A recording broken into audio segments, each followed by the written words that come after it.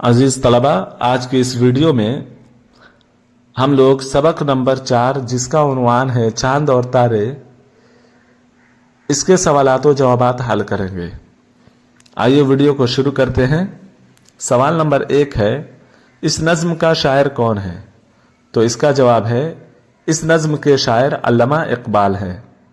सवाल नंबर 2 है, इस नज्म में शायर ने किस किस के दरमियान बातचीत को पेश किया है? तो इसका जवाब है, इस नज्म में शायर ने चांद और तारों के दरमियान बातचीत पेश की है। सवाल नंबर 3 है, तारों ने कमर से क्या कहा? तो इसका जवाब है, तारों ने कमर से कहा कि क्या हमारा सफ़र ख़त्म होगा और हमें मंजिल मिलेगी? सवाल नंबर 4 है, चांद ने तारों को क्या जवाब दिया?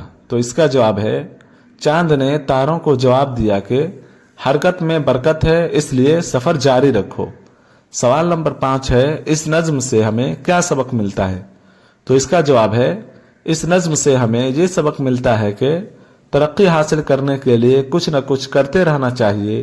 थक कर या सुस्ती की वजह से अपना सफ़र ख़त्म नहीं करना चाहिए। मैं उम्मीद करता हूँ कि आपको सारी बातें समझ में आ गई होंगी। अगर आप इस चैनल पर नए हैं तो इस चैनल को सब्सक्राइब कीजिए और अपने दोस्तों को भी शेयर कीजिए और कमेंट भी करें ताकि आपकी सरगर्मी का पता चले।